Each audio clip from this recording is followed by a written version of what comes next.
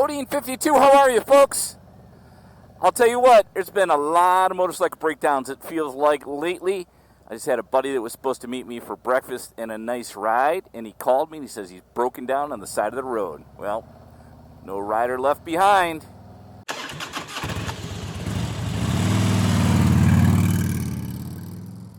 There are so many cool things about motorcycles and the motorcycle community.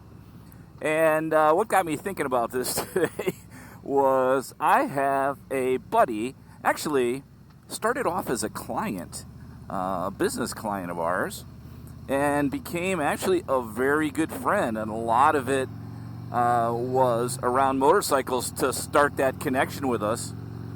And we've been trying to hook up and ride here for the last 3 or 4 weeks.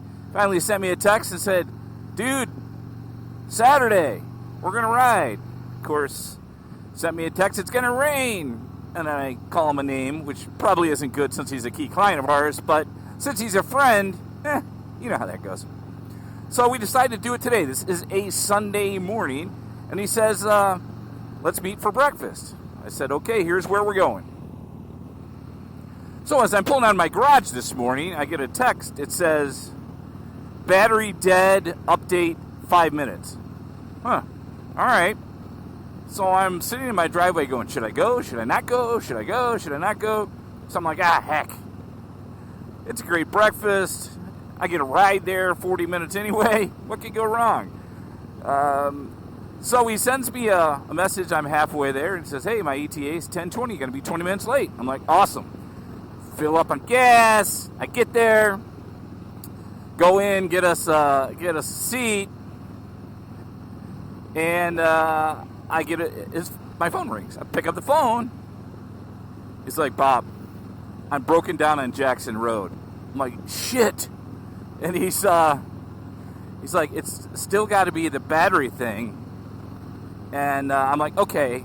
I said, look, I won't give you a hard time about getting a new battery because you've had this problem for 2 years since you're broken down on the side of the road. You don't need to hear that. He goes, but you just did. I'm like, yeah, sorry about that. And he says, I'm like, do you have a jump pack with you? He's like, yeah, but I didn't bring a screwdriver with me to get the bat. I'm like, oh my God. I'm like, now I'm realizing that he is a customer. I'm not going to really bust the guy's chops since he's on the side of the road. And he's like, I'm like, all right, where you at? I'll come get you. And in the meantime, I'm going, I'm not going to leave the guy there. And then there was part of me going, he's going to have to ride backwards on the back of my motorcycle because, you know that deal. And he says, no, don't worry. My wife is on the way. I'm like, are you sure? He's like, no, I got this. I'll deal with it. I did it to myself. I'm like, I'll be there in a second, 10 minutes. He's like, no, I got it. I'm like, all right. Hey, shoot me a text later. Let me know you're good, right? So it made me think about a couple weekends ago, my wife and I were actually in my truck, and traffic was bad, and there was a guy with a crotch rocket actually on the side of the road, and I could see him up there. My wife's like, are you going to stop? I'm like, yeah, of course. That's what we do, right? And as I got closer and kind of pulled off the side of the highway, the guy gave me a thumbs up, so we went on our merry day. But probably the biggest story of no man or woman left behind on the motorcycle happened when I was at a trip in Ohio for the Ohio Windy 9 meetup. A bunch of motovloggers and friends, and a group of us, there was probably 30, were riding the Triple Nickel in Ohio, 555. And great road, and we really went in 3 different groups. Kind of a fast group, a medium group, and a slow group. And I was asked to sweep.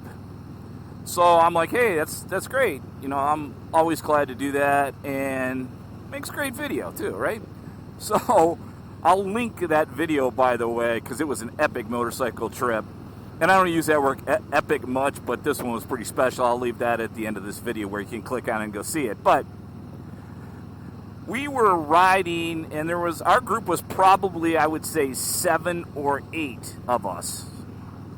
And while we were riding, we got a little bit turned around, and so I'm not sure that we were exactly know where we were at the time.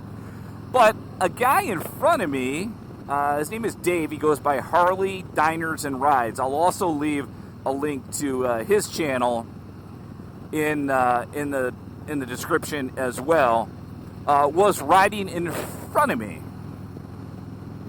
America, flags all over the place. Who wouldn't want to live in that community?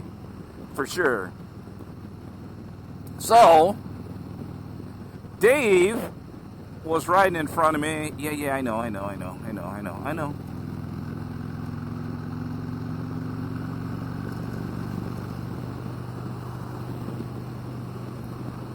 That's all right. My mom's not watching. It's okay. Oh, everything's okay. Nothing can go wrong. Hey, you got a stage too. You got to take advantage of it, right? So, Dave was in front of me, and I could see he was playing with his saddlebag. And this is the greatest part of the whole story, let me tell you. So it's I'm not sure what year his bike is, but it's kind of that latch type that you got to kind of get in there and get right. It's an older model saddlebag. It's not like the one you can just kind of flip up. And Dave was screwing with it, trying to get it right while we were riding. We were kind of going through this little small town, and I think he played with it 3 or 4 times, and you could see that he was getting a little frustrated with it. And finally, he's like, I'm pulling over. Or he decides to pull over because we don't have him on comms. And sure enough, he pulls over. I have a couple of my buddies on comms, and I'm like, hey, Dave's having a problem with the bike. He just pulled over. Hang tight. So everybody pulled over. It was real simple. Dave got off his bike, put his, fixed the saddlebag, and we all went on our merry way, which was awesome. Awesome people, awesome ride. And Dave is a super good guy, but there was no way, especially because we were crazy places. I mean, I'm not sure exactly where we were at the time because we were a little lost. There's no way we were leaving that guy behind. I used to ride